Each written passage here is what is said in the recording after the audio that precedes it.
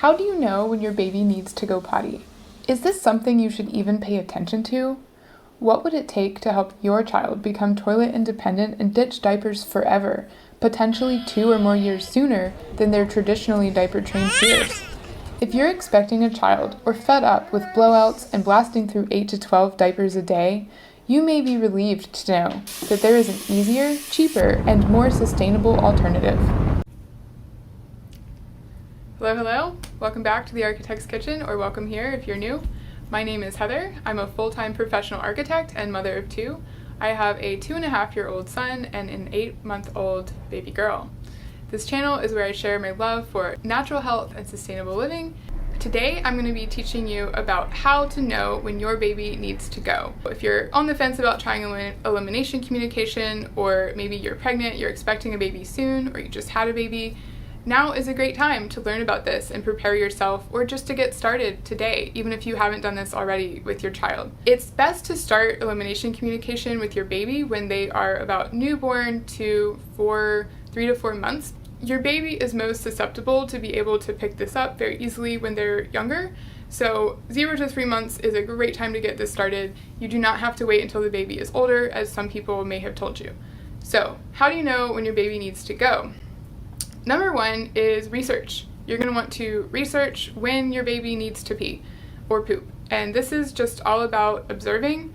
So you can do this using diaper free time, where you essentially take the baby's diaper off, create a safe space for them to urinate in your house. So that might be a splat mat with some newspapers and some muslin blankets and just dirty towels that you can easily scoop up and wash, so that if they pee, it's no big deal. And then you just want to observe your baby and note what they're doing when they start to pee, or what they do right before they start to pee. And those cues are going to let you know when your baby needs to go. And those are the cues that you're going to be looking for later when you take them to the potty. The other way to do this, and this is the way that we did it because I was personally a little intimidated about diaper free time in my house, we used paper diapers. So these kind of paper diapers are great. These are the ones from Costco.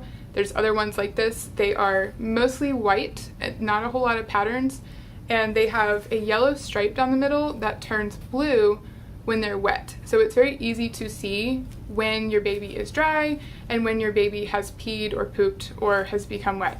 So this is great because you can see right away when your baby has gone. So you're going to take the same steps of observing, watching for cues, watching for, sounds or agitation or kicking or bucking or just becoming very still. Any of these signs can be your baby's cue that they're about to need to pee or poop. The second thing that you're going to want to do is to record the patterns. The patterns that you see in the research, you can either record them on paper or you can record them in an app or a spreadsheet. With our son, we actually wrote down manually on paper. We printed off these spreadsheets and we wrote them down every feed, every nap. We didn't do diapers, but because we were not doing elimination communication with him, but we were recording all of his data for a whole year. And then we found Huckleberry and we started using Huckleberry. So that has been so much easier with our daughter. We did Huckleberry data recording from birth. We used the Huckleberry app to record all of her pees, poops, feeds, sleeps, you name it, and we can easily see the data. Recording all of these things in an app is really great because you can readily see the data shown graphically, and so this helps you to see exactly when your baby is peeing, pooping, eating, sleeping, and you can start to see patterns of how those things relate to one another. It's visual, it's very easy to read. So I have noticed that now, my daughter is 8 months old, she typically will poop in the morning immediately after her first feed of the day. So after she wakes up, she has a wet diaper, I put her on the potty. Oftentimes she won't do anything, sometimes she does. Then I will feed her milk, and almost immediately after I'm done, sometimes, this is why we're done, she has to go poop. And then when I put her on the potty, she goes pretty consistently.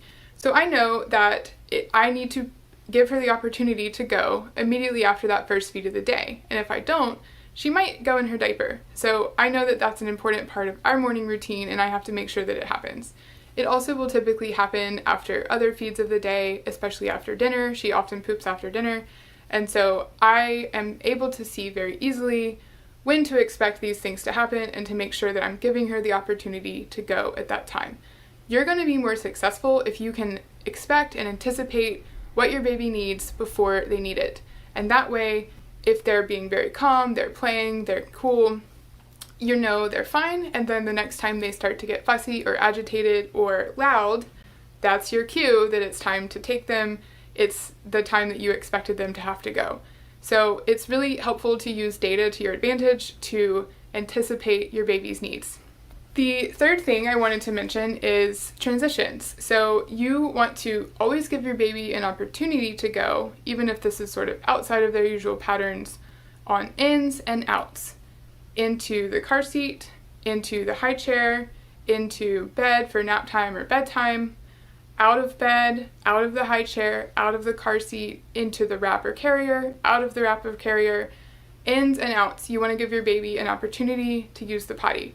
And that way you know that they are empty or they had an opportunity to go if they needed to before you put them into a situation where they're really instinctually not going to want to relieve themselves because they are in their bed, they're on you, the caregiver, they're in their high chair, so they're sitting on them, sitting on their diaper. If you put them into these situations where they instinctively won't want to go, then giving them the opportunity before or right after is going to help them to be the most successful. Also, you're going to want to look for their soft cues, which are indications that they are about to need to go. Think of this like, you are done with breakfast, you're washing dishes, you're trying to finish up, and you start to kind of do the pee-pee dance. You've done the pee-pee dance. We've all done the pee-pee dance.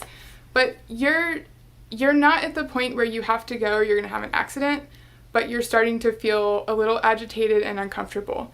Your baby's going to do the same thing. So they're going to start to get a little agitated, a little fidgety, just a little uncomfortable before they actually have to go. And that's your cue as the caregiver to stop what you're doing, get them to the potty as soon as possible, and give them the opportunity to go. When you notice that they're doing this movement or the agitation or sounds, you can say, "Hey, baby, let's go to the potty." And you're going to want to give them the potty sign. This is T or toilet. It's the universal sign for toilet. So you can say, "Hey, it's potty time. Wait." This is the sign for wait. And I'm going to take you to the potty. You're going to have a chance to go.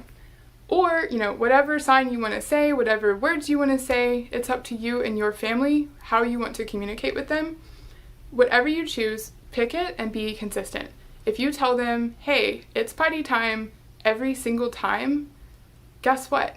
They're going to learn what that means long before you would ever imagine that they would. My daughter first signed potty at about 7 months old, and she signed milk before then at 6 months old. So she was recognizing and using sign language at 6 and 7 months old to communicate, "I'm hungry and I need to go potty." Babies are amazing and they are capable of so much communication before we really recognize that they would be. So elimination communication is so cool because it's you communicating with your very young child much earlier than they would be able to otherwise.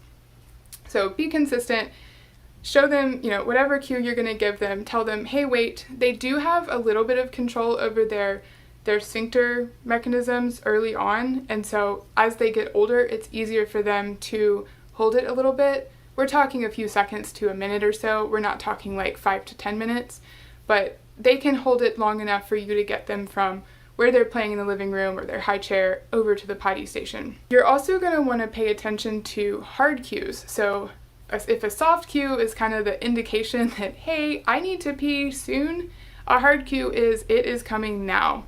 So that looks like you're feeding your baby, you're breastfeeding your baby or you're bottle feeding your baby, and they start popping off. They start unlatching. They're pulling away from the breast, they're pulling away from the bottle, and they get really still. Or they just get really agitated, maybe. And then they start bearing down or grunting. It is coming. It is here. You have approximately 2 seconds to get them to the potty. There are times when I have literally, yanked Ada up out of the high chair, gently, of course, with, food all over her hands and her face, and her bib is still on, and I have airlifted her to the potty and put her there.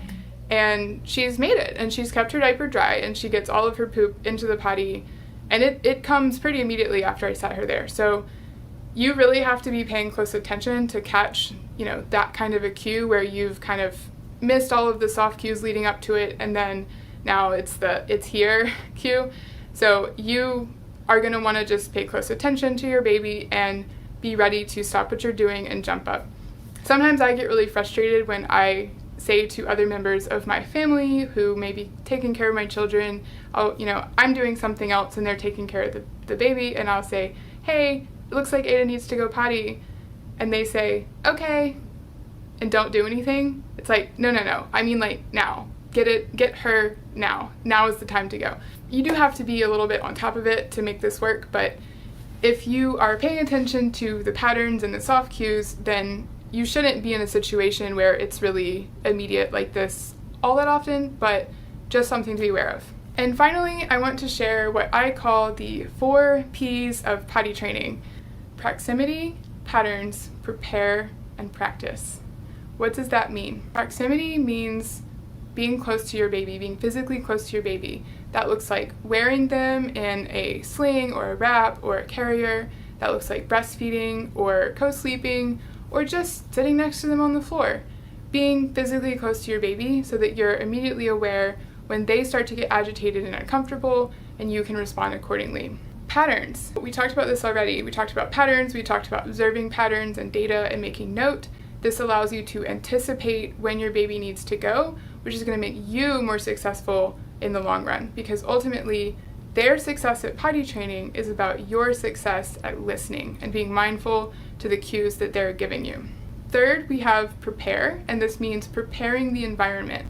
So making sure that you have them dressed correctly so that it's easy for you to get them in and out of their diaper and their clothes, that you have a potty available so that when you go to change their diaper, you have a way to potty them right then and there, and you're not scrambling to figure out where to do this. This also looks like making sure that you've practiced EC holds when you don't have a potty and you're out and about, and maybe you need to hold them over the grass or hold them over a sink or a toilet out in public. And finally, practice. You want to practice over and over and over again. This is not a one and done kind of activity. This is a daily practice every day from whenever you start this birth, 5 weeks, 3 months, whenever, until finally they are toilet independent. And they will be. They will get there. It will be a journey. A lot of people say elimination communication is not a linear journey. We have found that to be true. It is, some days we're more successful, other days we're not. On the day that I shared a full day in the life with a potty trained baby, we actually only caught 46% of her pees and poops that day. Some days we're more successful. I'd say we're closer to 75 or 80%, and other days we're not, and that's just the name of the game.